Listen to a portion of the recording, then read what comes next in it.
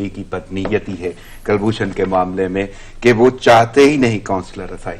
دیکھیں بات وہی ہے جیسے بھی اچھا صاحب کہہ رہے تھے کہ بھارت جس طرح سے پوز کر رہا ہے چیزوں کو لے کے جانے کی کوشش کر رہا ہے اور پاکستان جو کنسیشن دے رہا ہے ہمیں بھی اس جانب سوچنا پڑے گا کہ ایک لمٹ ہونی چاہیے. جیسے کہ میں تھوڑا سا 13 جولائی کو کی بھی یاد دلاؤں گا دوبارہ سے میں کہ جب پاکستان کے دفتر خارجہ نے وہ جس طرح سے جو اسٹیٹمنٹ جاری کیا جو افغانستان کو یہ واگا بارڈر کے ذریعے ٹریڈ کی اجازت دی بھارت دیکھیں نا وہ بھی ایک کنسیشن ہی ہے کہ وہ جو بھی گڈس جاری ہیں اس کے اندر گو کہ ایک لمیٹڈ وہ ہے لیکن پھر بھی اس سے بھارتی شہری ہی استفادہ کر رہے ہیں وہی سستی چیزیں ان کو فراہم کی جا رہی ہیں. تو پاکستان تو مستقل یعنی کہ خیر سگالی کے تحت چیزیں فراہم کر رہا ہے کنسیشن دے رہا ہے اس کے بدلے پاکستان کو کیا مل رہا ہے ہمیں اس کا بھی موازنہ کرنا پڑے گا. آخر ہر چیز کی لمٹ ہوتی ہے اور اس کے جواب میں وہ ہمارے ایل او سی کے پر بارہا وہ آئے روز کوئی دن ہی ایک شاید ایک آدھ گزرتا ہوگا کہ جس دن وہاں پہ فائرنگ نہیں ہوتی ادروائز دیکھیں نیت شہری جو ہیں وہ زخمی ہو رہے شہید ہو رہے ہیں سارے. اسی سوال پہ جاؤں گا جان اچرزئی صاحب ہم نے ہمیشہ خیر سگالی کا مظاہرہ کیا ہم نے ٹیبل ٹاک کی بات کی امن کی بات کی پیس کی بات کی یہ تمام کی تمام بلکہ واضح طور پہ پیشکش ہوتی رہی مطالبے ہوتے رہے ٹیبل ٹاک پہ آنا چاہتے تھے لیکن اس کے باوجود اگر بھارت اسی ہر درمی پہ برقرار ہے آخر کیوں؟ دیکھیے ہندوستان اس وقت 3 بڑے کرائسس کا سامنا کر رہا ہے. انٹرنلی ان کی ہارمنی ختم ہو چکی ہے صوبوں کے درمیان مرکز اور جو اتنے مائنورٹیز ہیں نارتھ ایسٹ سے لے کے کشمیر تک انڈین آکوپائڈ کشمیر وہاں سے خون کی ہولی کھیلی جا رہی ہے. ان کی فوجی امبرائڈ ہے تقریباً 1 ملین سے زیادہ تو کشمیر میں پن ڈاؤن ہے. اسی طرح جو کرسچنز ہیں مسلم ہیں سکھ کمیونٹی ہے ان کے ساتھ ہندوستان کی سرکار کی مودی سرکار کا جو رویہ ہے وہ ماندانہ ہے وہ اگریسو ہے. اسی طرح یعنی ریجنل لیول پہ بھی ہندوستان آئسولیٹ ہو چکا ہے. ہندوستان کے تعلقات تمام ہمسایہ ممالک کے ساتھ خراب ہیں اور چین کے ساتھ اس حد تک کہیں کہ اب ایک نئے کولڈ وار کی بات کی جا رہی ہے. اور تیسری اہم بات جو انٹرنیشنل ہے ان کا امریکہ پہ ریلائنس انحصار ہندوستان کا ہر وقت انحصار رہا ہے یا سوویت یونین پہ یا اس کے کولیپس ہونے کے بعد امریکہ پہ رہا ہے. لیکن اب پہلی دفعہ انہیں لگ رہا ہے کہ چائنا کے مقابلے میں جو ان کی توقعات ہے کہ آسٹریلیا آئے گا کوارڈ کنٹریز ان کے ریسکیو کرنے کے لیے آئیں گے اور بالخصوص امریکہ آئے گا اور ٹرمپ آئے گا جو مودی سرکار کا دوست ہے. لیکن ہم نے دیکھا کہ جس طرح ان کو خپت اٹھانی پڑی منہ کی کہانی پڑی لداخ میں نہ ٹرمپ آیا نہ آسٹریلیا نہ کوارڈ کے دوسرے ممالک جس میں جاپان بھی شامل ہے ایک بیان کے علاوہ وہ بھی کنڈیم نہیں کیا. اس سے لگ رہا ہے کہ نیشنلی ریجنلی اور انٹرنیشنلی جو کرائسس ہے ہندوستان کے لیے وہ ان سے نمٹنے کے لیے اوپر تول رہے ہیں لیکن ان سے وہ نہیں کر پا رہے ہیں اس کرائسس کو کم کرنے کے لیے. آپ نے جو نام لیے ہیں نا جن ملکوں کے ندیم صاحب آپ امریکہ میں اس وقت موجود تھے بلکہ میں واضح کرنا چاہوں گا کہ یہ ایک اور الگ سے منصوبہ تھا جاپان آسٹریلیا اور امریکہ. لیکن اب جو بات ہو رہی ہے کیونکہ وزیر خارجہ نے ایک جملہ بولا ہے کہ پاکستان کو تنہا کرنے والا خود اکیلا رہ گیا اور اس کے ساتھ ساتھ میں جوڑوں گا کہ ایران نے گیس فیلڈ منصوبے میں بھی بھارت کو الگ کر دیا. آپ دیکھیں نا یہ انحصار تھا وہی امریکہ کے اوپر انحصار تھا کہ امریکہ آئے گا چین سے چھیڑ چھاڑ کی کہ امریکہ وہاں پر آئے گا اسرائیل وہاں سے شروع ہوگا اور دیگر ممالک جو ہیں بدقسمتی سے کچھ مسلمان ممالک بھی ہیں وہ بھی کھڑے ہوں گے. لیکن ایسا ہرگز نہیں ہوا منہ کی کھانی پڑی اور کئی فوجی ان کے جوان بھی اس میں مارے بھی گئے. اس کو اون نہیں کرے تھے گو کے بعد میں لیکن اب اس کو جو سرحد کے اوپر جو کشیدگی سے کم کرنے کے لیے بارہا مذاکرات چل رہے ہیں. ابھی پچھلے دنوں میں مذاکرات ہوئے ہیں کہ وہاں پہ سلسلہ ختم ہو جائے. پھر یہی کہ وہ آئسولیٹ کر رہے تھے دوسرے ملکوں کو لیکن خود ہو گئے. پہلے جس نے چابہار والا جو سلسلہ تھا پہلے اس سے آپ الگ ہو گئے وہاں سے پھر گیس کا ختم کر دیا گیا.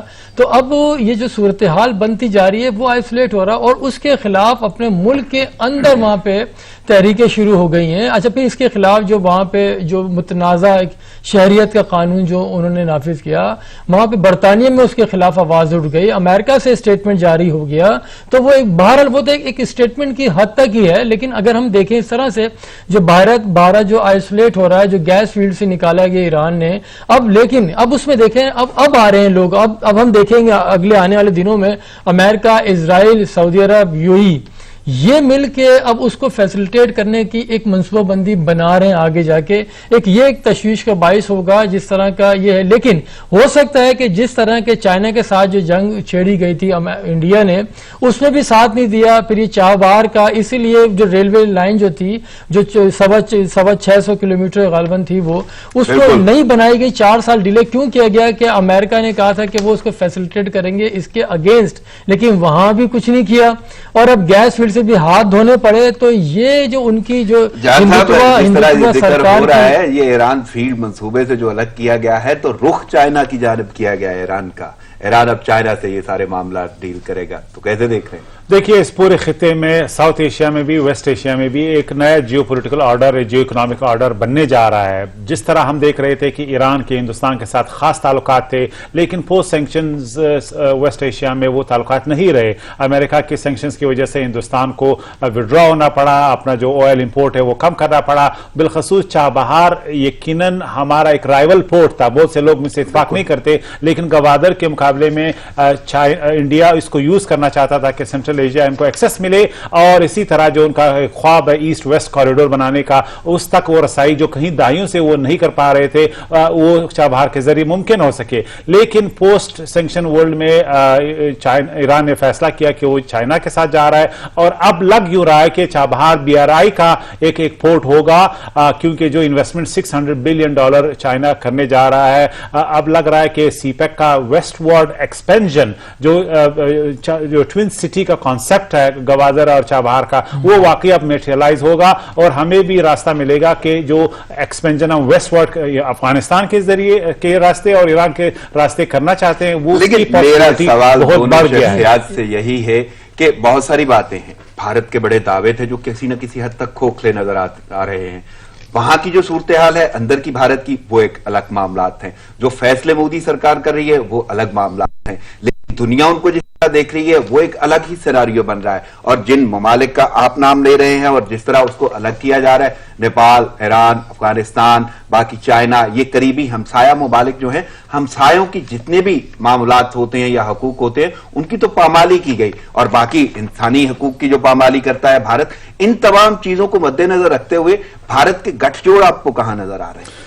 دیکھیے, گٹھ جوڑ ہندوستان کا تقریباً ہر جگہ ٹوٹ چکا ہے. جو بڑا کانسیپٹ تھا امریکہ کے ساتھ ایک اسٹریٹجک اور ملٹری الائنس, اس کا بھی کوئی ہمیں نظر نہیں آ رہا کہ اس سے ہندوستان کو فرق پڑا ہے. کیونکہ اس وقت لداخ کا جو کرائسس تھا اس سے پتہ چلا کہ امریکہ کا جو وعدہ تھا وہ پورا نہیں ہو سکا. اسی طرح جو کوڈ کا کانسیپٹ ہے, یہ نیول ایک بیس بنانے جا رہے ہیں آسٹریلیا میں, اور ساؤتھ چائنا سی میں جو ان کے ایکسرسائزز ہیں, وہ ماں سوا یہ کہ چائنا کو تھریٹ کر سکے, اور ان کے کوئی اسٹریٹجک ویلیو نہیں ہے, وہ ہندوستان کی سیکیورٹی کے لیے نہیں ہے. وہ چائنا کے مقابلے میں جو ہندوستان پلس کا کانسیپٹ ہے وہ نہیں ہے عملی طور پہ کہ چائنا کو ریسٹرین کیا جا سکے. پھر اس پورے خطے میں ایران کے ساتھ جو گٹھ جوڑ تھا وہ بھی تقریباً ٹوٹنے جا رہا ہے. بات وہی دیکھیں, جو ایکسپینشن میں چاہ رہا تھا وہ تو اب ممکن کسی صورت ہے ہی نہیں, اور جو اس نے جو اپرچونٹی جو لوز کی ہے, اب وہ پاکستان اس سے بھرپور طریقے سے فیسلٹیٹ فائدہ اٹھا سکے گا. یہاں سے سینٹرل ایشیا, اچھا صرف سینٹرل ایشیا ہی نہیں, وہاں سے پھر وہ یورپ کو بھی ملایا جا رہا سارا. یہ جتنا یہ پانی ہے سارا, اس کے اوپر ان کا پاکستان کا اب کافی فائدہ ہو سکتا ہے اس سے, کہ ایران کو چین کو تو ہو ہی رہا ہے, لیکن ہماری جو ٹریڈ ہے وہ بھی اس سے بڑھے گی. اور جو بھارت مزید یہ آئسولیشن کی طرف چاہتا رہے گا, کیونکہ باقی یہ جو روٹ بن رہا ہے, دیکھیں ایک تو ریلوے لائن سے, اس سے بھی آپ لنک ہو جائیں گے پوری دنیا سے, آپ وہ ہو جائیں گے. پھر وہ گوادر, وہ چابہار سے پھر وہ آگے جائیں گے. گو کہ پہلے انہوں نے کیا تھا, بھارت نے پلاننگ کی تھی کہ اس کو چابہار کو گجرات سے ملا دیں گے, تو ان کو پھر فائدہ ہوگا. لیکن وہ بھی کچھ ایسا نہ مستقبل قریب میں کچھ نظر آ رہا ہے. جو بھارت کو, جو میں نے بھی نام لیے, جو 4-5 ممالک اس کو فیسلٹیٹ کرنے کی کوشش کریں گے, لیکن وہ بھی مستقبل قریب میں ہوتا نظر نہیں آ رہا. کیونکہ جو ان کی پالیسیاں مودی کی, وہ ان کے اپنے ملک کے لیے نقصان کا سبب بن رہی ہیں. وہ چاہ رہے تھے ایکسپینشن اور بہت تیزی کے ساتھ آگے بڑھیں, پاکستان کو ڈرا دھمکا کے, چین کو چھیڑ چھاڑ کر کے سارا. اب یعنی نوبت تو یہ آگے پاکستان چین کو چھوڑیں کہ بھوٹان اور نیپال جیسے ملک جو ہیں وہ کھڑے ہو گئے سینہ تان کے, اور وہاں پہ بھی کچھ نہیں ہو رہا. حالانکہ یہ جو اس وقت جو صورتحال تھی, اس میں آپ کو دیکھنا چاہیے تھا کووڈ 19 سے جس طرح سے بھارت متاثر ہو رہا ہے, یعنی متاثرہ ترین ممالک میں دیکھیں تیسرے چوتھے نمبر کے اوپر وہ کھڑا ہوا ہے اس وقت وہاں پہ، تو وہاں تباہی ہو رہی ہے، لوگوں کو کھانے پینے کی چیزیں نہ ہو، وہاں پہ آپ جنگل لڑیں۔ میں نے آغاز میں بولا تھا کہ سیاست اور صحافت کا امتزاج ہوگا۔ پوری دنیا کیسے دیکھ رہی ہے بھارت کو، یہ منظر عام پہ ہے، بھارت کے ساتھ ہو کیا رہا ہے یہ بھی دنیا دیکھ رہی ہے۔ لیکن ہم پاکستان کی اگر بات کرتے ہیں تو قونصلر رسائی، جذبہ خیر سگالی، فراخ دلی، جانا، راہ فرار اختیار کرنا سفارتکار کا، یہ تمام معاملات اپنی جگہ پہ، پاکستان کے جیسچر اپنی جگہ پہ۔ لیکن سیاست کیا کہہ رہی ہے؟ بلاول بھٹو نے ایک مطالبہ کیا ہے، بلکہ مطالبہ کیا، پہلے انہوں نے سوال کیا ہے، اس کے بعد ان کا مطالبہ ہے۔ سوال تو وہ یہ کرتے ہیں کہ بھارتی جاسوس کو ریلیف کیوں دینا پڑ رہا ہے۔ اب ریلیف کیوں دینا پڑ رہا ہے یہ تو ایک سوال ہے، اور مطالبہ ان کا یہ ہے کہ خفیہ آرڈیننس کیوں جاری کیا، یہ ہمیں اعتماد میں لینا چاہیے تھا۔ تو سب سے پہلے تو میں جان صاحب آپ سے یہ پوچھوں گا کہ پاکستان میں اس سارے معاملے کو پاکی سیاست کیسے دیکھ رہی ہے؟ پہلی بات یہ کہ افسوسناک ہے کہ آپ فارن پالیسی کو اور کسی حکومت کے پیٹریاٹزم کو، حب الوطنی کو کوشچن کرنے کی کوشش کرتے ہیں۔ یہ ایک ایسا منفی ہتھیار ہے جو اپوزیشن استعمال کرتی آ رہی ہے۔ ہندوستان کے ساتھ پاکستان کی پالیسی، اس میں بہتری کی گنجائش بالکل صحیح ہے۔ اس حوالے سے حکومت کو تجاویز دینا، کیونکہ یہ ہماری نیشنل سیکیورٹی کا مسئلہ ہے، ہماری اسٹریٹجک سیکیورٹی کا مسئلہ ہے، اور ہندوستان کے ساتھ ایک خاص پیرائے اور تناظر میں ہماری ایک ہسٹری ہے، لہٰذا اس پہ سیاست نہیں ہونی چاہیے۔ اگر آپ نے گورنمنٹ کو ہٹ کرنا ہے تو 1000 ایشوز ہیں جس پہ آپ حکومت پہ تنقید کر سکتے ہیں۔ میں سمجھتا ہوں کہ یہ فارن آفس کا پریروگیٹو ہے کہ اگر وہ دینا چاہتے ہیں انٹرنیشنل نارمز کے مطابق یہ دینی چاہیے، لیکن یہ کہنا کہ خدا نخواستہ کوئی آرڈیننس ایشو ہوا ہے اور یا کوئی سیکرٹ ڈپلومیسی ہو رہی ہے یا ہندوستان کے ساتھ کوئی پنگے بڑھانے کی جو نواز شریف صاحب کے گورنمنٹ میں تھی یا زرداری صاحب کے گورنمنٹ کے وقت تھی، وہ اس طرح کا کوئی سین ہے، میں فیئر کمنٹ ندیم صاحب میں آپ کی جانب آؤں گا۔ آپ کو واقعی یہ لگتا ہے کہ یہ جو ہے نہیں پوچھ سکتی، یا اپوزیشن یا سیاستدان یا پیپلز پارٹی یعنی قسم کی یہ پارٹیاں ہیں، کیا مطالبے نہیں ہو سکتے؟ دیکھیں وہ بھی اسٹیک ہولڈرز ہیں، ملک کی بڑی جماعتیں ہیں، ان کے سربراہ سوال ضرور کر سکتے ہیں، پوچھ سکتے ہیں، لیکن اس کو شکوک و شبہات اس کے اوپر اظہار کرنا وہ ایک الگ میٹر ہے، کیونکہ وہ بھی کافی ان کے جو ادوار میں چیزیں ہوئی ہیں، ان کا یہ بھی کہنا ہے کہ بینر لگ جایا کرتے تھے کہ مودی کا یار ہے، وہ اس طرح کی چیزیں چلتی تھیں۔ پھر مودی کے انہوں نے یہ بھی کہا کہ مودی کے جیتنے کی تمنائیں بھی کی گئی تھیں یہاں سے، وہ کچھ اس طرح کی چیزیں انہوں نے کوشچن ضرور کیے ہیں۔ پھر وہ دفتر خارجہ کا پروگریٹو ہے، بالکل ہے، تو وہی میں جو کہہ رہا تھا کہ اس میں ٹائمنگ کاؤنٹ کرتی ہے اصل، کہ آپ نے 13 جولائی کو جو فیسلٹیٹ کیا واگا بارڈر والا، تو اس میں بھی کوسچنز ریز ہوئے تھے۔ ہمیں وہ بھی سوچنا پڑے گا، جو اپوزیشن جو لیڈران ہیں وہ جو بات کہہ رہے ہیں کہ اس کے پیچھے بھی لاجک کوئی نہ کوئی ہوگی، لیکن ہاں جو سیکیورٹی جو سلامتی کا مسئلہ ہے اس کے اوپر کوئی کسی قسم کا وہ نہیں ہو سکتا، اس میں سب یکسو ہیں، سب ایک ساتھ ہیں۔ جان صاحب بیٹھے ہیں تو ان سے کیوں نہ پوچھ لیا جائے کہ افغان ٹرانزٹ ٹریڈ کے حوالے سے وہ کیا کہتے ہیں؟ افغان ٹرانزٹ ٹریڈ یقیناً ایک چیلنج ہے ہمارے لیے۔ جو چیزیں پاکستان آتی ہیں وہ ڈیوٹی فری ہو کے افغانستان چلی جاتی ہیں، پھر اس میں واپس وہ سمگل ہو کے آ جاتی ہیں، فریج سے لے کے ٹی وی تک۔ اب دیکھنا یہ کہ جو ابھی جولائی میں ایکسپائر ہونے جا رہے ہیں افغان ٹرانزٹ ٹریڈ، مذاکرات ہم کس طرح کرتے ہیں۔ ہمیں دیکھنا چاہیے کہ خاص کوانٹٹی جو افغانستان کو ضرورت نہیں ہے اس سے زیادہ ہمیں الاؤ نہیں کرنا چاہیے تاکہ ان سائڈ وہ واپس نہ آئے، اور جو ہمارے لوکل بیس ہے انڈسٹری کو اس کو ندیم صاحب میں تو بالکل سیاست پہ آنے بیسکلی یہ جو پاکستان افغان ٹرانزٹ ٹریڈ جو ہے یہ وہ ہے کہ پاکستان کے راستے جو افغانستان کی جو گڈس ہیں وہ بھارت جا رہی ہیں واگا بارڈر کے تھرو، وہ اس کا 13 جولائی کو جو دفتر خارجہ تھے جو وہاں سے جو ریلیز ہوا تھا ایک پریس ریلیز کے ذریعے وہ کہا گیا تھا، گو کہ وہ 15 تاریخ سے اس کا آغاز ہوا ہے، لیکن 13 جولائی وہ دن تھا جو 22 کشمیری شہید ہوئے تھے اللہ اکبر کی صدا بلند کرنے کے جرم میں۔ وہ اس دن پورے پاکستان سے دنیا بھر میں مظاہرے کیے جا رہے تھے، اسی لیے اظہار یکجہتی کیا جا رہا تھا 22 شہداء سے، اور لیکن اس دن اگر ہم ایک دن ویٹ کر لیتے تو یہ چیزیں میں خیال اس پہ ضرور بات کی جا سکتی ہے، اس میں کوئی وہ نہیں ہے کہ آپ نے سوچنا چاہیے تھا.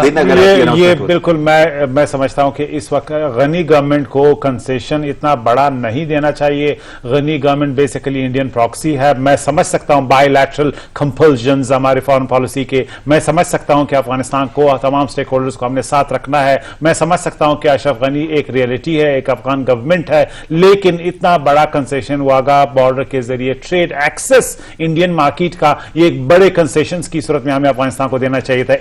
دہشت گردی اکراس دا بارڈر وہاں سے ہو رہی ہے. ابھی تک انڈین جو پراکسی انفلوئنس ہے کابل گورنمنٹ پہ وہ بہت زیادہ ہے.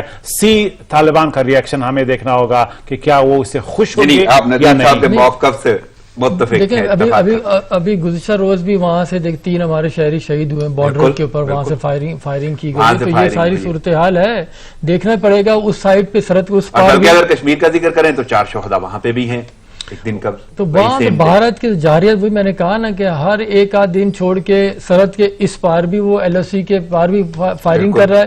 اور وہاں کشمیر میں تو وہ تو پورے دیکھیں 11 مہینے وہ ہو گئے ہیں وہاں پہ آپ نے وہ سرکل کیا. اس سیناریو میں بس چھوٹا سا میں جواب چاہوں گا دونوں شخصیات سے کہ اب واقعی آپ کو بھارت اکیلا یا تنہا ہوتا ہوا نظر آ رہا ہے؟ لیکن اس وہ نظر آ رہا تنہا ہوتا ہے, لیکن اس اپرچونٹی سے پاکستان کو فائدہ بھی تو اٹھانا چاہیے نا. ہم صرف محض بیان جاری کر دیں کہ بھارت تنہا ہوتا جا رہا ہے, تنہا ہوتا جا رہا ہے تو آپ بھی تو کنسیشن لیں نا, کچھ دنیا بھر میں اس کو اٹھائیں. جیسے پہلے بھی میں نے کہا کہ اس کو آپ نے ایگریسو پالیسی کے تحت لے کے چلنا پڑے گا. دنیا کو باور کرنا پڑے گا کہ پاکستان کس حد تک جا رہا ہے مسئلہ حل کرنے کے لیے, لیکن بھارت ہے مسلسل سازشیں کیے جا رہا ہے. پاکستان کے اندر بھی دہشت گردی کرایا جا رہا ہے. یہاں پہ کراچی میں دیکھیں مسلسل دہشت گرد پکڑے جا رہے ہیں, را کے جو ایجنٹس ہیں وہ پکڑے جا رہے ہیں. پھر اب بلوچستان میں دیکھیں وہاں پہ کس طرح سے وہ اٹیکس کر رہے ہیں. پھر یہ کے پی کے علاقوں میں دیکھیں جو قبائلی علاقے تھے. تو یہ کیا حکمت عملی دیکھتے ہیں؟ دیکھیے میں سمجھتا ہوں کہ اب بھی ہم اس طرف جا رہے ہیں جہاں پہ انپیلیٹیبل چوائسز ہمارے سامنے ہیں, ایسے چوائسز جس میں ہمیں فیصلے کرنے پڑیں گے. اس وقت کشمیری خون کی لہو یعنی خون کے آنسو رو رہے ہیں, یہ اپنے خون سے ہسٹری رقم کر رہے ہیں. تقریباً 2 دن میں 20 سے زیادہ فوجی جو ہے مارے جاتے ہیں اور کشمیری شہید ہو رہے ہیں. ایک بات. دوسری بات یہ کہ اس وقت جب ہندوستان ہمارے اندر جس طریقے سے وہ سیکورٹی کو ڈیسٹیبلائز کر رہا ہے, کیا اب ہمیں ہندوستان کے لیے قیمت بڑھانے کا کوئی منصوبہ سوچنا چاہیے؟ That's the question.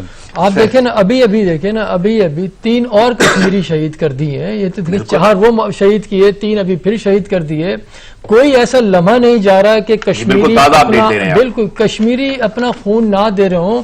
کشمیری وہ ہیں جو دیکھیں 70 سال سے مسلسل دے رہے ہیں, اور ادھر 1931 میں بھی دیا تھا انہوں نے, 1931 میں بھی خون دیا انہوں نے, لیکن آج تک دے رہے ہیں. تو اس سے آپ یقین اندازہ نہیں, یقین ہے کہ وہ بغیر آزادی کے بھارت کی جان نہیں چھوڑنے جا رہے, کہ جتنا بھی خون بہا لیں یہ ان کی بھول ہے, خام خیالی ہے کہ اس طرح سے دبا کے تحریک کو دبا دے گا. دیکھیں گے ہر حال میں. بے شک. صحیح.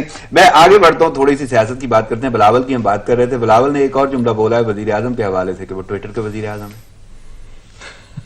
ہیں. جان صاحب اگر آپ سوال مجھ سے کر رہے ہیں, جی سیاست کا بڑا رخ ہے. ہنسنے کے علاوہ کیا کر سکوں. ایک ایسی گورنمنٹ جو سندھ میں ہے جس کی گورننس شرمناک ہے, جس کی سکینڈلز سے اخبار ہر روز بھرے ہوتے ہیں, جس کی ڈس فنکشنل کہانیاں اور قصے یعنی انٹرنیشنل میڈیا کا زینت بنتی ہیں, انہیں کم از کم یہ نہیں کہنا چاہیے تھا. اس وقت کراچی میں جو صورتحال ہے, گورننس حکومت کوئی چیز نہیں ہے, کرائسس بجلی نہیں ہے. میں 1000 پرابلمز گنوا سکتا ہوں, بگ کرائسس ان سندھ, لیکن انہیں پوائنٹ سکورنگ کی فکر پڑی. نہیں بے شک یہ صحیح کہہ رہے ہیں کہ کراچی میں بھی بے شمار ہیں, وہاں بھی گاڑیاں تیر رہی تھی بارش کی وجہ سے. لوڈ شیڈنگ تو میں نہیں کہوں, لوڈ شیڈنگ تو وہ ہوتی ہے کہ بجلی آئے اور تھوڑی دیر کے لیے جائے پھر آ جائے, وہ کہا جاتا ہے. وہاں تو بجلی آتی ہی نہیں ہے, اگر آتی ہے تو فوری نوک کر کے دروازے پہ پھر واپس چلی جاتی ہے وہ. تو یہ صورتحال ہے, یہ ہے. اچھا اسی کے پہلے اگر دیکھیں لاہور بھی اگر آپ آئیں, وہاں پہ وہ وسیم اکرم پلس ہے, وہاں پہ وینس بن گیا ہے, وہاں بھی کشتیاں چل رہی ہیں. وہ تو یہ صورتحال ہے. دیکھیں سیاستدان جو سیاست نہیں کرے گا تو اور کیا کرے گا ٹویٹر کا, وہ اس طرح کے بیانات دیں گے. انہیں بھی زندگی چاہیے, انہیں بھی جینا ہے. اگر بالکل ہی بیان بازی ختم ہو جائیں تو جو جمہوریت کا جو آرٹ ہے یا جمہوریت کا جو حسن ہے وہی بھی مان پڑ جائے گا, بیٹھ جائیں گے. لیکن ہاں اگر آپ کو اگر نہیں دیکھیں تو دیکھیں وہ اپنی جگہ ہے. دیکھیں ہر کسی کی پسند ناپسند اپنی ہوتی ہے. وہ وہاں پہ پیپلز پارٹی گورنمنٹ ہے, اس کا رائٹ ہے. اپوزیشن جماعت ہے ٹویٹر کا, وہ اس لیے کہہ رہے ہیں سوائے بیان بازیوں کے ہم تو مسلسل یہی سنتے آ رہے ہیں, صرف بیان بازی سے بڑھ کے پریکٹیکلی ہو کیا رہا ہے یہاں پہ کہیں بھی نہیں ہے. مرکز میں بھی دیکھ لیں آپ, ان کے رائٹ پہ کسی کو اعتراض نہیں ہے, وہ بے شک بیان دیں, لیکن بیان پہ تبصرہ ہمارا بھی رائٹ ہے اور مذاق خیز قرار دینا بھی ہمارا رائٹ ہے. نہیں یہ آپ تو مذاق خیز کہہ رہے ہیں, لیکن کوئی نہ کوئی سوچ تو ایسی ہوگی نا, کوئی پنپتی ہوگی کہ وہ کہنے کو بیان کے وزیر اعظم بھی کہہ سکتے ہیں, وہ کہنے کو کس طرح باتیں کرتے ہیں. لیکن ٹویٹر کا استعمال یا ٹویٹر کے وزیر اعظم, سوشل میڈیا, یعنی باقی سوشلزم کیا ختم لگتا ہے. اس وقت سب سے بڑی ٹیم ہے پیپلز پارٹی کی سوشل میڈیا پہ, اور ویری ایگریسولی وہ سندھ گورنمنٹ کو ڈیفینڈ کر رہے ہیں. تو یہ کہنا کہ صرف پی ٹی آئی یا عمران خان ٹویٹر پہ ہے, تو دیکھیں نہیں یہ بالکل یہ ٹھیک کہہ رہے ہیں. ان کا پہلی بار انہوں نے سوشل میڈیا ونگ بنایا ہے, ٹھیک ہے, یہ بھی جانتے ہیں کہ کون اسے ہیڈ کر رہا ہے, ٹھیک ہے, دونوں شخصیات جانتے ہیں کون ہیڈ کر رہے ہیں. لیکن ہاں اور یہ بھی ایک حقیقت ہے جو پاکستان تحریک انصاف کی جو حکومت قائم ہوئی ہے یہ بھی سوشل میڈیا کے تھرو ہی قائم ہوئی ہے. سوشل میڈیا ہی کے اوپر ان کی وہ ہوئی ہے, اور ٹیلی ویژن اسکرین پہ جو لائیو جلسے دکھا کے ایک عوام میں پرسپشن قائم کیا گیا تھا کہ کرپشن فری معاشرہ ملے گا. جن لوگوں نے کرپشن کی ہے انہیں ان سے پیسہ نکلوایا جائے گا, باہر سے لایا جائے گا, ان کو بند کیا جائے گا, انہیں چھوڑا نہیں جائے گا, مہنگائی ختم کی جائے گی. یہ جو ایک سیکنڈ یہ جو فوری طور پہ نہیں, یہ جو فوری طور پہ پیٹرول پہ پیسے بڑھا دیتے ہیں یہ بھی نہیں بڑھے گا. یہ گندم چوری ہو جاتی ہے, چینی غائب کر دیتے ہیں, یہ بھی ملے گی عوام کو. یہ یقین دانیاں تھی, اور سوشل میڈیا ونگز بنے ہوئے تھے کتنے سارے. اب دیکھیں وہ اسی کی بدولت, اور یہ انہوں نے اون بھی کیا ہے وزیر اعظم نے بھی کہ اسی سوشل میڈیا کے ذریعے یہ کیمپین چلی تھی تب آئے تھے. تو یہ ساری صورتحال ہے اپنی جگہ, اس کی ایک ریئلٹی ہے. سوشل میڈیا ایک ریئلٹی ہے, اس سے کوئی منحرف نہیں ہو سکتا, اس سے انکار کوئی نہیں کر سکتا. اس وقت وہ وقت کی ضرورت ہے. اس میں عمران خان ہو یا ڈونلڈ ٹرمپ ہو, وہ اسی کے ذریعے ایک اسٹیٹمنٹ جاری کرتے ہیں اور وہی پھر آگ لگا دیتا ہے. اسی سے پھر دیکھیں پہلے یہ ہوتا تھا, یہ جو بڑا یہ اسکرین, یہ جو ٹیلی ویژن ہے یہ ہم دیکھ رہے ہیں, ٹھیک ہے, وہاں سے خبریں اس کے اوپر آیا کرتی تھی, اس کے اوپر آتی تھی. اب لیکن ری جنریٹ ہو رہی ہے, اب یہاں سے خبر ادھر جا رہی ہے, تو اس کی اہمیت سے انکار کوئی کر ہی نہیں سکتا. بلاول نے جو کہا ہے بالکل ٹھیک ہے, وہ بھی ٹویٹ کرتے ہیں, ایسی بات نہیں ہے. چلیں میں تھوڑا سا سوشل میڈیا سے ہٹ کے الیکٹرانک یا پرنٹ میڈیا کی طرف آ جاتا ہوں. ایک دعویٰ سامنے آیا ہے, یعنی یہ سوشل میڈیا کا حصہ نہیں ہے اس لیے میں جملہ استعمال کر رہا ہوں, لیکن آپ نے بجلی کی بات کی, اور بجلی کی بات نہ صرف کے الیکٹرک کے حوالے سے, کراچی کے حوالے سے, ہم نے پنجاب کی بھی بات کی, لیکن دعویٰ بڑا مزیدار اور انوکھا ہے. بجلی کا شارٹ فال ہے, نہ کہیں لوڈ شیڈنگ, یہ دعویٰ کر رہے ہیں وزیر توانائی, اور یہ انوکھا دعویٰ ہے ان کا عمر ایوب کا. تو کیسے دیکھ رہے ہیں اس دعوے کو جان صاحب؟ دیکھیے میں سمجھتا ہوں کہ شاید عمر ایوب عمران خان کے کیبنٹ میں ایک وہ وزیر ہیں جو واقعی کام کر رہے ہیں, ایک ایسے وزیر ہیں امنگ ادرز جو واقعی پرفارم کر رہے ہیں.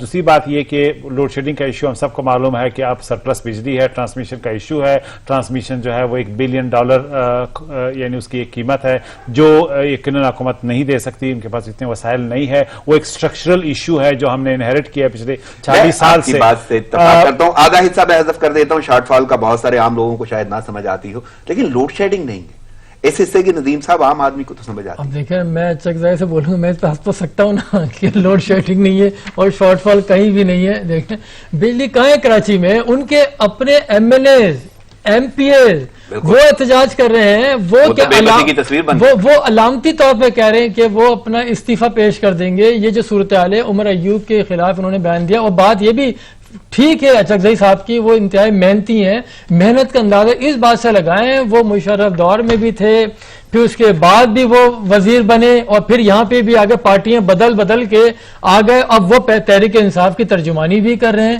تو یہ ساری چیزیں جو زمینی حقائق دیکھنے چاہیے. کراچی میں بجلی ہے کہاں پہ, وہ وفاق نے جو دینا تھا وہ نہیں دیا. وہ عمر یہ کہہ رہے, اسد عمر نے بھی جا کے وہاں پہ وعدہ کیا تھا عوام کے سامنے ٹیلی ویژن پہ, کہا کہ اب لوڈ شیڈنگ نہیں ہوگی. پھر بھی لوڈ شیڈنگ الیکٹرک ایک ایسا یعنی دھبا ہے ہمارے ماضی کی حکومتوں کے ڈیسیجن کا پرائیویٹائزیشن کے نام پہ کہ اب کراچی کے عوام یرغمال ہیں. اب دو طریقے ہیں, یا آپ اس منصوبے کو منسوخ کریں, اس کو چیک آؤٹ کریں اور کہیں کہ نہیں انف از انف, آپ نہیں چلا سکتے ہیں, ہم آپ کو کینسل کر رہے ہیں, اس کی انٹرنیشنل جو بھی ریمیفیکیشنز ہیں. دوسری بات یہ کہ آپ سندھ گورنمنٹ کے ساتھ مل کے کوئی ایسا الٹرنیٹیو جو شارٹ فال ہے اس کو فیڈرل گورنمنٹ پورا کرے. میں نہیں کہہ رہا کہ راکٹ سائنس ہے اور اس کا حل نہیں ہے, لیکن کراچی لاوارث ہے, اس میں کوئی دو رائے نہیں ہو سکتی. چاہے جس کی بنیادی ذمہ داری پیپلز پارٹی کی گورنمنٹ کی ہے, اس کے بعد پی ٹی آئی کی ہے جو فیڈرل گورنمنٹ ہے, اس کے بعد ایم کیو ایم کی ہے, اور اس کے بعد لوکل پی ٹی آئی کی ہے گورنمنٹ, یعنی اس کی پارٹی کی ہے. تو سب ایک کل میرا یہاں پہ ایک سوال ہے. ندیم صاحب تو صحافت کے پوائنٹ آف ویو سے جواب دیں گے, تجزیہ دیکھیں گے, سب چیز دیکھیں گے, لیکن جان صاحب آپ تو سیاستدان ہیں, سیاستدان کے اپنے جذبات بھی تو ہوتے ہیں جب وہ کوئی بات کر رہا ہوتا ہے. اب پی ٹی آئی کی جانب سے اگر ایک ایم این اے اظہار بے بسی اس انداز سے کرے کہ میں واقعی بے بس ہوں, میں آپ کو بجلی نہیں دلوا سکتا, لوڈ شیڈنگ ختم نہیں کروا سکتا, باقی نام تو بڑے بڑے, میں گورنر سندھ کی بات کر رہا تھا, چھوڑ دیں, آپ اسد عمر کی بات کر رہے تھے, چھوڑ دیں, لیکن اگر عامر لیاقت جیسا شخص اس قسم کی بات کر دیتا ہے اور بے بسی کا اظہار کرتا ہے, بینگ اے پولیٹیشین, آپ اس بیان کو کیسے لیں؟ دیکھیے بنیادی اس حکومت کا چیلنج یہ ہے کہ اگر جتنا بھی الیکٹڈ گورنمنٹس, الیکٹڈ لوگ اس حکومت میں ہیں, وہ جتنے ان کی تعداد زیادہ ہوگی ان کا انفلوئنس اثر ختم ہوگا, کیونکہ بیوروکریسی کی حکومت ہے.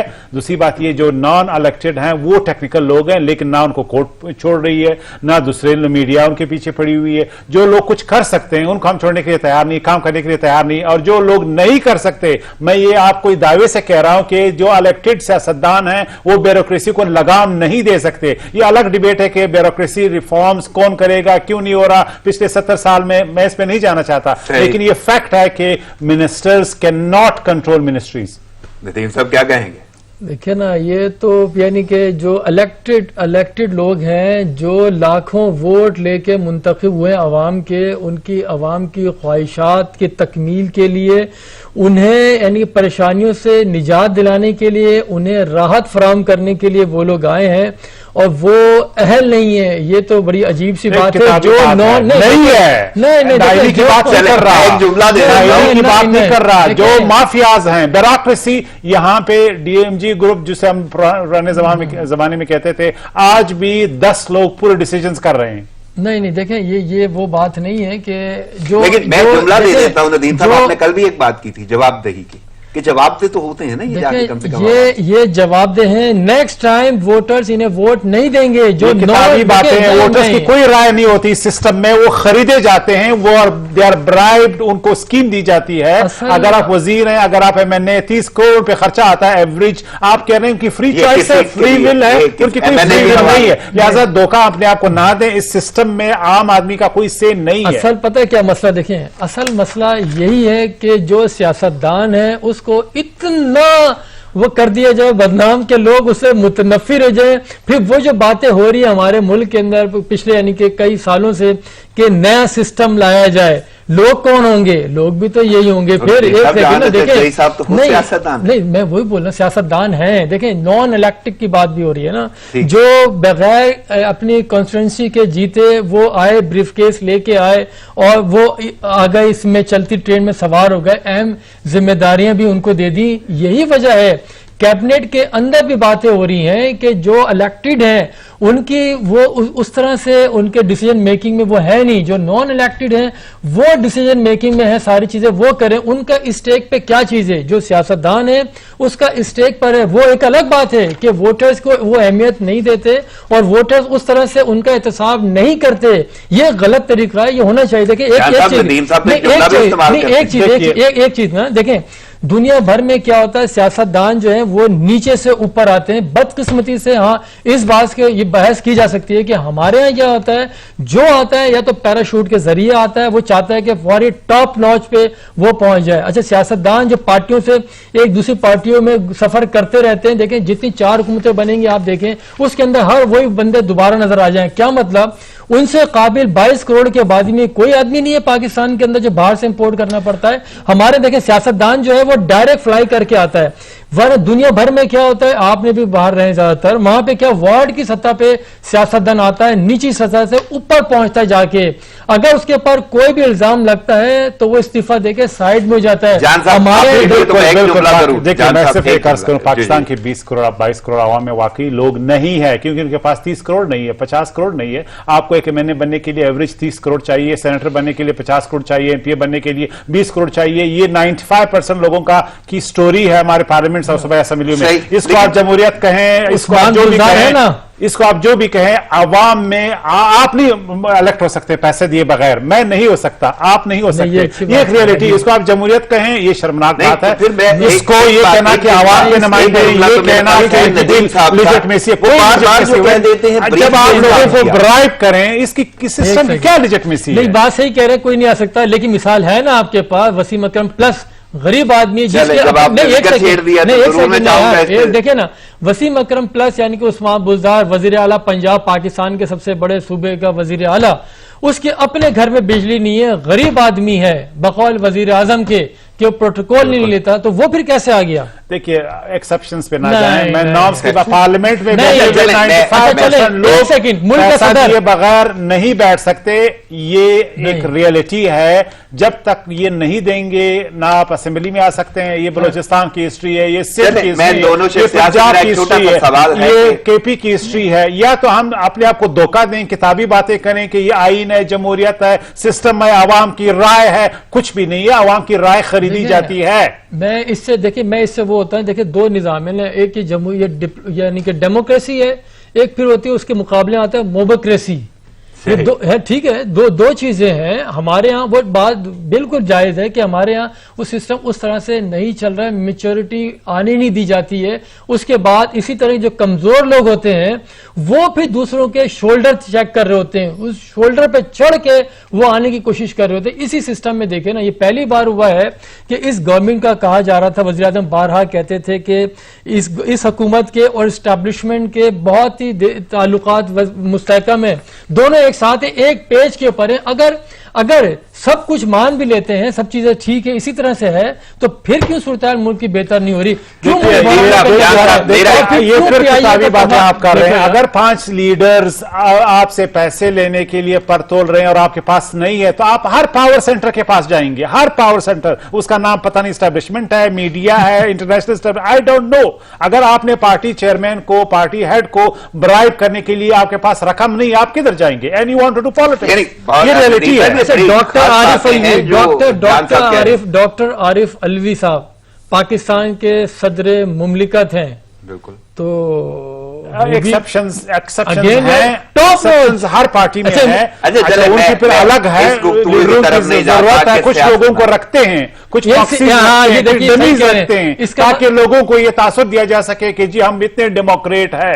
ये तीसरी नस्ल का बस्ता उठाने के लिए मैं मजबूर हूं, आप मजबूर हैं, ये मीडिया मजबूर है, यही उनकी तीसरी नस्ल का बस्ता उठाएंगे। इसका मतलब है, इसका मतलब है बकौल अचकज़ई साहब आपके कि ये जो वसीम अकरम प्लस सदर मुमलिकत पाकिस्तान, ये डमी के तौर पे उनको रखा गया है। उस तरह से आप ये डिबेट है ही नहीं कि 1 2 4 5 ये सवाल मैं तो नहीं कर रहा हूं, मेरा एक सवाल है दोनों शख्सियात से। मेरा सवाल ये है कि जब जिक्र चल पड़ा है, आप बात कर ही रहे हैं वजीर आला पंजाब की, तो जिक्र तो और भी बहुत हो रहा है। शहजाद अकबर कहते हैं कहीं कोई -1 नहीं हो रहा, कहीं से मुराद वफाक और सूबा। उसके बाद अगर फयाज चौहान है वो भी यही कहते हैं, वो तो जरा अपोजिशन पे बात करते हैं। लेकिन अगर शहजाद अकबर भी ये कह रहे हैं कहीं -1 नहीं हो रहा, तो लाजम बात है कुछ बात तो है। तो आखिर ये वसीम अकरम प्लस वजीर आला पंजाब उस्मान बुज़दार, उनके हवाले से जो बातें आ रही हैं वो वाकई सिर्फ अफवाहें हैं या कुछ है? अगर आप मुझसे पूछ रहे हैं तो मेरा नहीं ख्याल कि वो कहीं जा रहे हैं। मेरे ख्याल में अब तकरीबन गवर्नेंस आखिरी साल इलेक्शन का होता है, उससे पहले उनके पास 8 महीने या 10 महीने हैं। इसमें इतनी बड़ी सियासी तब्दीली, फिर एक नया बंदा आएगा और 7-8 महीने उसको सेटल डाउन होने में लगेगा, पॉलिटिकल रीअलाइनमेंट्स। मेरा नहीं ख्याल कि इस तरह की कोई कार्ड है। मीडिया लव प्रोपेगेंडा, बज, रूमर्स और इसी पे चलता है, रूमर मिल। मैं अब भी समझता हूं कि ना इमरान गवर्नमेंट को कोई थ्रेट है, ना बुज़दार गवर्नमेंट को कोई थ्रेट है। नदीम साहब, वो آپ نے بے شک بہت جلدی میں بولا مجھے لگ رہا ہے. ہاں میں دیکھیں عراق وار ہو رہی تھی اور وہ اینڈ پہ تھی, ٹھیک ہے, سقوط بغداد تقریباً ہو چکا تھا. ان کے جو انفارمیشن مجھے یاد ہے, اپنا دبئی میں تھے اس وقت, وہ پریس کانفرنس کر رہا تھا کہ امریکی فوجیں پیچھے ہیں, ایسا کچھ بھی نہیں ہوا, اور یعنی کہ اعلان دوسری طرف اعلان ہو گیا سقوط بغداد کا, اور وہ اس وقت بھی کہہ رہے تھے کچھ نہیں ہوا. اس کے بعد وہ نکل لیے, بعد میں پھر وہ پکڑے بھی گئے. تو یہ ایسا نہیں ہے. دیکھیں ہمیشہ کبھی بھی کوئی نہیں کہتا کہ کرسی چھوڑنے کی کوئی بات ہی نہیں کرتا. بالکل تردید کیوں کر رہے ہیں, کچھ تو ہے جس کی پردہ داری ہے, اور وہ چیزیں ٹھیک ہے. دیکھیں عمران خان کی حکومت کو کوئی خطرہ نہیں, اس میں کوئی شک و شبہے کی بھی گنجائش ہی نہیں ہے, کوئی خطرہ نہیں ہے حکومت کو, حکومت یہیں رہے گی. آپ تھوڑا سا جائیں نا, آپ پیپلز پارٹی, ایک سیکنڈ نا, بہت پیپلز پارٹی تو آپ کا دکان بند ہو جائے گا. نہیں بند نہیں ہونے دیں گے, یہ بند نہیں ہوگی. دیکھیں پتہ کیا ہوگا, دیکھیں میں تھوڑا سا جاتا ہوں نا, پیپلز پارٹی کے دور سے بات کرتے ہیں نا ہم تھوڑا سا, کہ کوئی کہیں نہیں جا رہا. وزیر اعظم تبدیل ہوئے, حکومت پیپلز پارٹی کی رہی.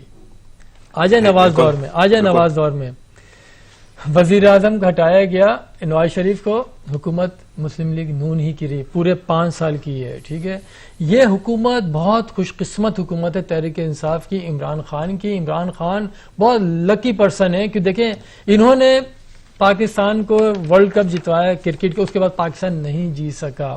وہ ورلڈ کپ ایسے موقع پہ جتوایا جب پاکستان کے امکانات تھے ہی نہیں, کہیں سے کوئی وہ نہیں تھا کہ جیت سکے پاکستان. لیکن کپتان ہونا چاہیے, لیڈر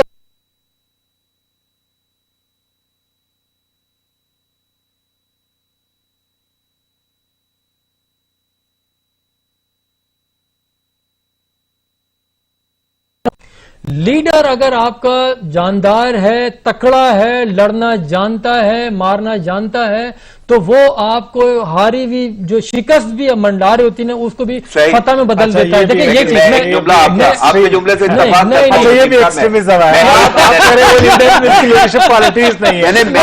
ان کا باپ وزیر اعظم, مڈل کلاس کا آدمی آیا آؤٹ آف نو ویئر, 20-22 سال انہوں نے واقعی اسٹرگل کی. ماننا پڑے گا لیڈرشپ کوالٹیز میں ان کا کوئی ڈاؤٹ نہیں ہے, ان کی پالیسیوں پہ تنقید کر سکتے ہیں, لیکن ہی ایمرجڈ ایز اے لیڈر, ایک الٹرنیٹو. ایک ایسے ماحول میں جب 5 خاندان 40 سال سے اس ملک میں یعنی ان کی حکومتیں ہیں. بھٹو صاحب کی فیملی دیکھیے, اس کے بعد نواز شریف صاحب کی فیملی دیکھیے, اور باقی ریجنل پارٹیاں دیکھیں, ان کی سب کو ہمارے سامنے ہے. تو ان کا تو نہ آگے بیک گراؤنڈ تھا, نہ پیچھے ان کا کوئی پولیٹیکل لیگیسی ایز سچ تھی. وہ ایک اسپورٹس مین تھے, and then he became a political leader. اس حقیقت سے آپ انکار نہیں کر سکتے. 1000 اختلاف ان کی پالیسیوں سے, ان کی شخصیت سے, ان کے 1000 چیزوں پہ آپ تنقید کر سکتے ہیں, لیکن جب آپ پرائم منسٹر بن جاتے ہیں تو آپ ایک لیڈرشپ کوالٹیز تو آپ کیری کرتے ہیں نا. نہیں, میری بات پوری نہیں ہوئی تھی, وہ جان صاحب بات ہی ہوئی تھی. میں تھوڑی تمیز باندھ رہا تھا, میں نے کہا وہاں تک لے کے چلا جاؤں آپ کو. تو لیڈر وہ ہوتا ہے, جب میں نے کہا نا اپریشیٹ کرتا رہا ہوں میں, لیڈر قیادت کا اپریشیٹ میں کر رہا ہوں, کہ 92 کا ورلڈ کپ آپ نے ایسے موقع پہ جیتا جب کوئی کہہ ہی نہیں سکتا کہ پاکستان جیتے گا, آگے تک کوئی تھا ہی نہیں. تو دیکھیں نا اس وقت ملک میں جو صورتحال ہے, لیڈر کا یہی تو کمال ہے کہ ملک یعنی بحرانی صورتحال سے وہ اسی میں سے اپورچونٹی لے اور سرخرو ہو کے نکلے, اس میں پتہ چلتا ہے لیڈر کا. لیکن آپ دیکھیں نا کیا کچھ ہو چکا ہے اس وقت تک, کتنی چیزیں جو ادارے, جو میں نہیں کہتا کہ وہ اسٹیبلش ہو چکے تھے, وہ پروفٹ میں تھے یا نہیں تھے, میں کہتا ہوں وہ ہل رہے تھے, وہ شیک کر رہے تھے, لیکن اگر سہارا دیا جاتا تو کھڑے ہو جاتے, گرتے نہیں. لیکن وہی بات ہے جو سیاسی جماعتیں جو لگاتی ہیں, گرتی دیواروں کو ایک دھکا اور دو, تو وہ معذرت کے ساتھ وہ ہمارے اداروں کے ساتھ ہوا ہے. پی آئی اے سب سے بڑی مثال ہے. آپ نے جملہ بولا تھا کہ جو انہوں نے کیا کسی نے نہیں کیا. وہ سیف الدین صاحب کا شعر ہے کہ سیف انداز میں رنگ بدل دیتا ہے, ورنہ دنیا میں کوئی بات نہیں. اس سے میں اتفاق کرتا ہوں, جو انہوں نے کیا کسی نے نہیں کیا. لیکن آپ نے 92 کا حوالہ دیا, اور واقعی مجھے یاد ہے کوئی ہارے گا کوئی جیتے گا, پاکستان فائنل تک جائے گا. इस हालिया सूरत-ए-हाल में आपको कुछ लग रहा है कोई हारेगा और जीतेगा और फिर ये क्लिक कर जाएगा? अभी भी इफ इन बट्स ही की सूरत हाल है, अभी भी इफ इन बट्स हो रहा, हर जगह अगर ये हो गया तो वो हो जाएगा, अगर यहाँ से थोड़ा सा डेफर हो जाएंगी चीजें तो फिर मईशत बेहतर हो सकती है। तो हमें एक देखें दूर समय में जाना होगा, दुनिया भर में यही होता है, जो थिंक टैंक्स होते हैं वो पॉलिसियां दे रहे होते हैं। इसी तरह से देखें दुनिया में यही उसूल है, कुछ सामने कुछ होते हैं, पीछे कोई और होते हैं काम करने वाले, इसी तरह से होता है। लेकिन हमारे यहाँ तो हर तरह सबने देख लिया आगे कौन है पीछे भी कौन है, अगर उसके बावजूद भी सिस्टम सही तरह से ना चले तो उसका किसको ब्लेम जाएगा? साहब, आपको नहीं लगता कि इस वक्त भी हाल या हुकूमत की अगर सूरत हाल को देखें तो कहीं कोई ऐसा हो कि कोई हारे और कोई जीते और फिर इमरान खान साहब जिस चीज को लीड कर रहे हैं वही आगे आ जाए? पहली बात ये कि मैं डूम और ग्लूम की सिनेरियो पे यकीन नहीं रखता कि बस हम डूबने जा रहे हैं और हम कल जो है वो कौम की हैसियत से खत्म हो जा रहे हैं, ये बात सवाल ही पैदा नहीं है। एक बात, दूसरी बात ये कि अल्हम्दुलिल्लाह कोरोना का जो क्राइसिस था उसको तकरीबन हम ओवरकम करने की तरफ जा रहे हैं, ये एक बहुत अच्छी डेवलपमेंट है और आपको क्रेडिट देना पड़ेगा गवर्नमेंट्स को, चाहे वो सूबाई हैं चाहे मरकजी हैं, जितना भी आप तनकीद करें ये फैक्ट है। एक नॉर्मलसी की तरफ हम जा रहे हैं, अल्हम्दुलिल्लाह अगस्त में सिचुएशन और यानी सही हो जाएगी। फिर देखिए जो कोरोना की वजह से इकोनॉमी सबसे ज्यादा हिट हुई है वो पाकिस्तान अल्हम्दुलिल्लाह इतना हिट नहीं हुआ जितना इंडिया हुआ है। 6% हमारी जो है वो रिट्रेंचमेंट है, बांग्लादेश की 12% है, इंडिया की 18% है। अनएम्प्लॉयमेंट, बेरोजगारी, इंडस्ट्रीज जिस तरीके से वहां पे बंद हो गई है उसकी कोई मिसाल नहीं है। तीसरी अहम बात यह कि अल्हम्दुलिल्लाह रेमिटेंसेस, फॉरेन रेमिटेंसेस रिकॉर्ड इसमें इजाफा हुआ है। हमारी कैश क्रॉप जो है वो चावल है, 250 मिलियन से 5 मिलियन पे हम चले जाएंगे इंशाल्लाह। इसी तरह केमिकल्स में एक रिवाइवल हो रहा है, जो सेक्टर है, जो हाउसिंग इंडस्ट्री है वो रिवाइव होने जा रही है इन अ बिग वे। तो साइंस अच्छे हैं, फिर रिस्क शेड्यूलिंग की बात होगी, हम ऑलमोस्ट डिफॉल्ट कर साइंस तो अच्छे हैं। जान साहब मेरा सवाल ये है, राना सनाउल्लाह कहता है माफिया कहीं और नहीं है, हुकूमत में मौजूद है, और साथ में उन्होंने मुतालबा भी किया है PIA के मामले पे, वो कहते हैं कि जी वजीर आजम और वजीर हवाबाजी वो जो है इस्तीफा दें। सबसे बड़ी माफिया तो नून लीग की अपने अंदर है, उसका नवाज शरीफ साहब, शहबाज शरीफ साहब, उनकी फैमिली है। जो राना सनाउल्लाह जैसे लीडर जो बहुत ही कारकुन है, एक इज्जत, एक रिस्पेक्टेबल आदमी है, उन्होंने जदोजहद की है जमहूरियत के लिए, उनको आगे नहीं आने देते। अब जनरल सेक्रेटरी जो है कोई डमी तो हो सकता है लेकिन पार्टी हेड नहीं हो सकता क्योंकि वो शरीफ खानदान का होना लाजमी है। तो ये खुद एक माफिया की निशानी। माफिया और क्या होती है? सिर्फ आप लोगों को मारेंगे वो माफिया है, लेकिन जब आप पॉलिटिकल लाइफ को कंट्रोल करते हैं ये भी एक माफिया की एक कैरेक्टर है। तो दैट्स व्हाट ये फैमिलीज तो यही कर रही हैं। तो मैंने भी इनके साथ टाइम गुजारा, मेरे कुलीग के बड़े डिसेंट आदमी हैं, 1000 उनसे इख्तलाफ हो सकता है लेकिन इसमें दो राय नहीं है कि वो कभी भी नून लीग को लीड नहीं कर सकते जितने भी बड़े लीडर बन जाएं। और हकीकत यह है कि स्ट्रक्चरली नून लीग एक खानदान का नाम है, एक प्राइवेट लिमिटेड कंपनी का नाम है, और बाकी सियासी पार्टियों का कल्चर भी इसी तरह है। पहले सनाउल्लाह की बात बताऊंगी लेकिन मैं यहीं से अचकजई की ही बात को आगे लेके जाता हूं कि नून लीग जो नाम है नवाज शरीफ फैमिली का, इसी तरह से देखें तहरीक इंसाफ भी थोड़ी सी हम बात कर लें ना कि उसमें भी यही कहते हैं कि -1 की बात हो रही है। तो जितने भी वुज़रा हैं वो क्या बात कर रहे हैं कि तहरीक इंसाफ नाम है इमरान खान का, इमरान खान नाम है तहरीक इंसाफ का। ये शेख रशीद ने भी कहा है और दीगर लीडरान ने भी तमाम ने कहा है। तो यहाँ पे भी क्या देखते हैं और यही कहते हैं अगर माइनस इमरान खान तो फिर तहरीक इंसाफ नथिंग, यही बातें हो रही हैं। तो बहरहाल ये देखें ये हर जगह ये अलमिया है और ये हर जमात का इसी तरह से वो है कि उसके अलावा जो लीडर है बदकिस्मती से हमारे यहाँ शख्सियत परस्ती ज्यादा है, इसीलिए कोई इदारा इस्टेब्लिश नहीं हो पा रहे, कोई तंजीमें इस्टेब्लिश नहीं हो पा रही हैं। जितनी पॉलिटिकल पार्टी हैं वो सिर्फ अपने जो लीडर है जिसने बनाई है उसी की फैमिली के अंदर है, उससे बाहर नहीं जाती। तहरीक इंसाफ का वो भी आप देख लें क्या सूरत हाल है। रही बात राना सनाउल्लाह के स्टेटमेंट की माफियाज की, देखें माफिया वही हर जमात में ही माफियाज का सहारा लेके ऊपर आती है। इलेक्शन कैंपेन उसकी सबसे बड़ी मिसाल हुआ करती है कि वही माफिया उसके बाद जब वो गवर्नमेंट में आ जाते हैं उन्हीं माफिया को फैसिलिटेट किया जाता है। हमने यहाँ देखा ये पेट्रोल प्राइस का हमने देख लिया क्या हुआ, चीनी का सबने देख लिया और भी गंदुम का वो सब देख रहे हैं, आपको आप सामने देख रहे हैं। आए रोज पैसे बढ़ रहे हैं, फिर बोल रहे हैं इतने पैसे में मिल रहा है सरकारी रेट पे, अगर कहीं नहीं मिल रहा है तो फोन नंबर हमने दे दिया इस पे करें, बस ये जिम्मेदारी है। इसी को तो माफिया बोलते हैं اور کس کو بولتے ہیں مافیا؟ وہ پی آئی اے کے جو بول رہے ہیں ہوا بازی استعفیٰ دیں، دیکھیں وہ جائز ہے. وجہ یہ ہے دنیا بھر میں نارمز یہی ہوا کرتے ہیں کہ آپ نے یار بغیر تحقیق، بغیر تفتیش، بغیر مشاورت، خیر مشاورت یہ ہو نہیں سکتا کہ مشاورت نہ کی اور ایسی آ کے اسمبلی کے اندر آپ نے اتنی بڑی تقریر کر دی. اس کے بعد دیکھیں سول ایوییشن کہہ رہی کہ کوئی لائسنس جعلی نہیں ہے. اب آپ کیا کریں گے؟ آپ نے ادارے کو بدنام کر دیا، ادارے کو گرا دیا. میں اسی کا کہہ رہا تھا وہ ہل ضرور رہا تھا ادارہ لیکن گر نہیں رہا تھا. آپ نے وہی سیاسی جماعت کے طور پہ اس کو ایک دھکا دیا، اس کو گرا دیا، گراؤنڈ کر دیا. کتنے ایتھوپیا جیسے غریب سے غریب ممالک بھی آپ کو پابندیاں لگا رہے ہیں. تو کہاں تک جائز سمجھ رہے ہیں؟ نہیں یہ بالکل ہونا چاہیے. یہ بات یہی دیکھیں آپ کو یعنی کہ گھر کو ہی پہلے درست کرنا پڑے گا آپ کو، اس کے بعد دوسروں. ہمارے ہاں جب بات ہوتی ہے کہ اشارہ کریں کہ آپ کا قصور ہے، بولتے نہیں 25 سال پہلے اس کی بات شروع کریں گے. بھائی آپ اپنا تو جواب دو پہلے یار، اس کے بعد 25 سال کی بات کرنا. آپ ہمیشہ چینی کا بھی یہی رہا ہے، کہاں گئی چینی آنی تھی 53 روپے کدھر گئے چینی کے، وہ کب آئے گی؟ میں صرف ایک یعنی بیان ہے لیکن وہ انفارمیٹیو بھی ہے لیکن ایک مشورہ بھی اس کے ساتھ ہے. وزیر اعظم نے پھر سے بتایا ہے اطلاع یعنی یہ کہنے کی انفارمیشن پاس آن کی ہے کہ موسم پارا ہے اور ساتھ میں انہوں نے قدرت کے تحفے کا جو ہے نا اس کو یوں کہہ لیں کہ قدر کرنے کا مشورہ دیا ہے. جان صاحب ایک تو یہ انفارمیشن ہے واقعی بار بار جو پاس آن ہوتی ہے، پھر دوبارہ وزیر اعظم نے کہا ہے.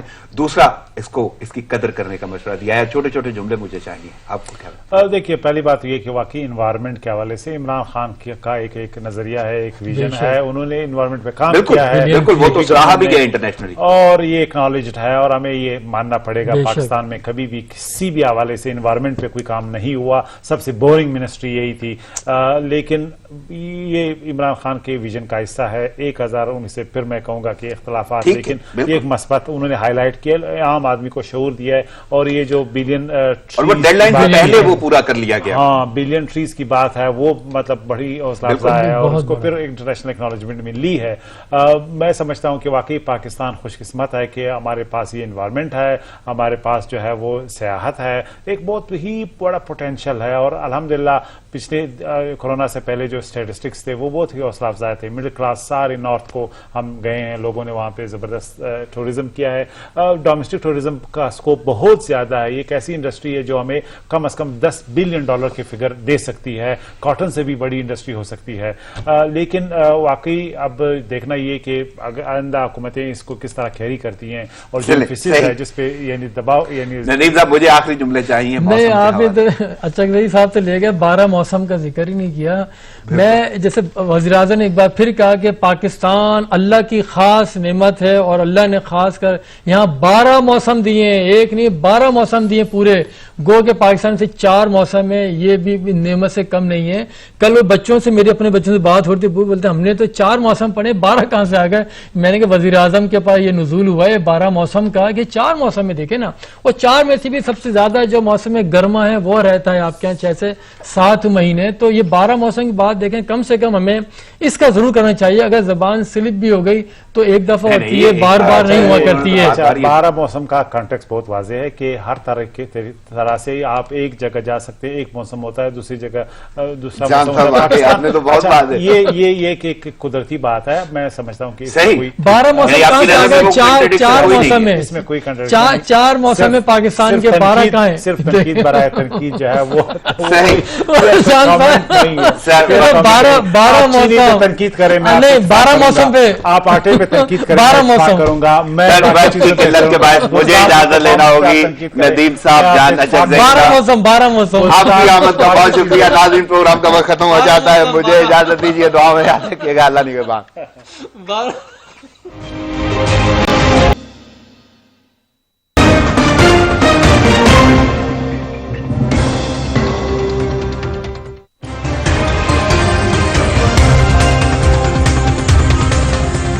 السلام علیکم. سچ نیوز میں ہوں آپ کے ساتھ کاشف رضا اور میں ہوں ماہنور معراج. ہیڈ لائنز آپ نے جانے. ابتدا ہے رب کریم کے نام سے جو ہماری دعاؤں کو قبول کرنے والا ہے.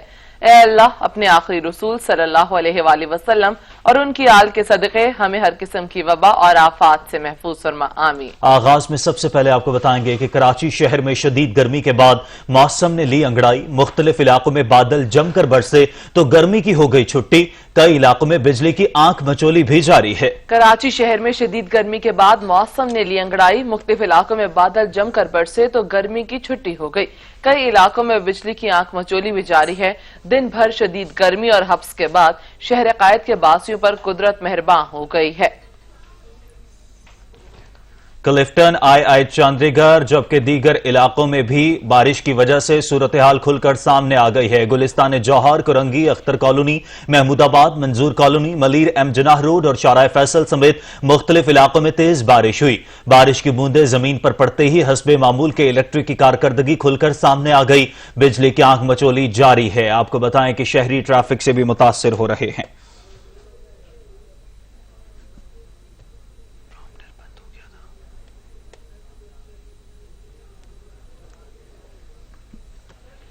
कराची में बारान रहमत इंतजामिया की नाअहली के बाइस जहमत बन गई। चंद घंटे की मूसलाधार बारिश ने शहर को पानी पानी कर दिया। शाहराह फैसल पर अंडरपास में पानी भर गया। कई जगहों पर घंटों घंटों पानी जमा। सड़कों पर पानी जमा होने से शहरियों की गाड़ियां बंद हो गई। किसी का फ्यूल खत्म हो गया तो किसी की गाड़ी ही खराब हो गई। शहरी पानी में गाड़ियों को धक्के लगाते रहे। कराची में बारान रहमत इंतजामिया की नाअहली के बाइस जहमत बन गई। चंद घंटे की मूसलाधार बारिश ने शहर को पानी पानी कर दिया। पास पानी भर गए। कई जगहों पर घंटों घंटों पानी जमा। सड़कों पर पानी जमा होने से शहरियों की गाड़ियां बंद हो गईं। किसी का फ्यूल खत्म हो गया तो किसी की गाड़ी ही खराब हो गई।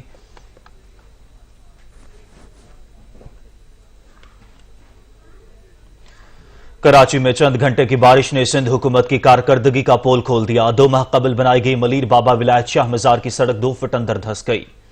आपको बताएं कि कराची में चंद घंटों की बारिश ने सिंध हुकूमत की कारकर्दगी का पोल खोल दिया। 2 माह कबल बनाई गई मलीर बाबा विलायत शाह मजार की सड़क 2 फीट अंदर धंस गई है। आपको बताएं कि कराची में चंद घंटों की बारिश ने सिंध हुकूमत की कारकर्दगी का पोल खोल दिया। मजीद जानेंगे शाहिद शाह से। शाहिद, बताएगा रोड कब तामीर की गई थी जिस पर गड्ढे पड़ गए हैं? जी बिल्कुल, ये चंद घंटों की बारिश जो है सिंध हुकूमत की कारकर्दगी पोल तो खोल दी एक तरफ। अब दूसरी जानिब जो है 2 माह कबल बनाई गई सड़क ये जो है तामीर की गई थी। उसके बाद जो है आपके सामने ये मंजर पेश कर रहे हैं कि मलीर बाबा विलायत शाह मजार की सड़क को 2 फीट अंदर धंस गई है। टूटी फूटी सड़क किसी भी ट्रैफिक हादसे का सबब बन सकती है। तामीराती काम के वक्त वजीर आला ने मलीर की सड़कों का दौरा भी किया था। इसके बावजूद जो है ये सड़क जो है आपके सामने टूटी हुई है। और इसके बाद जो है कल जो है हादसा भी पेश आए। 2-3 गाड़ियों में आपस में जो है टकरान की वजह से जो है ये हादसा पेश आया था। उसके बाद जो है शहरियों को बहुत मुश्किलात का सामना करना पड़ रहा है। ये मेन सड़क है टर्निंग की, इसके बावजूद यहाँ पर कोई परेशानी हल नहीं थी। बहुत शुक्रिया शाहिद, आप अपडेट कर रहे थे।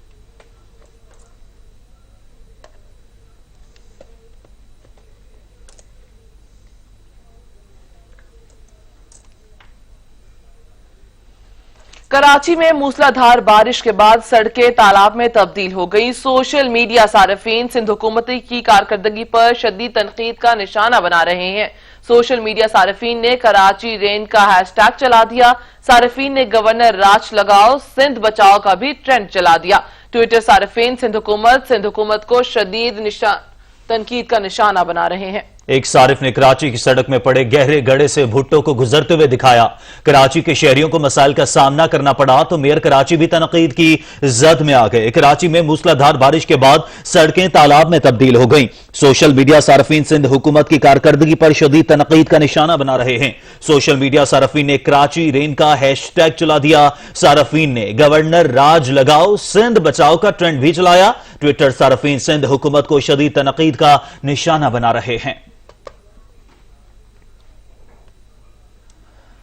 कराची में के इलेक्ट्रिक अपनी मनमानियों से बाज न आई। जरा सी बारिश के बाद बिजली बेशतर इलाकों में गायब हो गई। शहरी रात हो या दिन बिजली पुकारते रहे हैं। रिपोर्ट करेंगे अता हुसैन।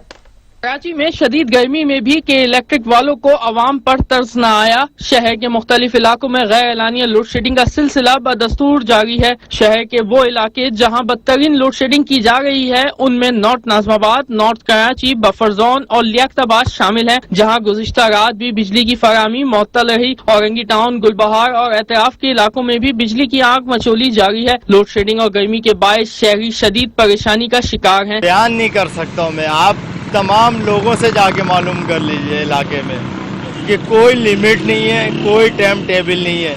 अभी गई थोड़ी देर के 10 मिनट के लिए खोल दिया, 15 मिनट के लिए, फिर घंटा 2 घंटे के लिए गई। ये मामूल बना हुआ है। 4 घंटे 2 घंटे के बाद 2 ढाई घंटे 3 घंटे, अब रात को 11:30 लेते हैं, 2 बजे लाइट देते हैं। लाइट तो जो है ना 2 घंटे आती है, 2 घंटे चली जाती है। कोई टाइम नहीं है लाइट का, 2-2 3-3 घंटे चली जाती है। शहरियों का शिकवा है कि लोड शेडिंग के बावजूद भारी भरकम बिल भी फराहम किए जा रहे हैं। और गैस का बिल, बिजली का बिल बहुत आ रहा है।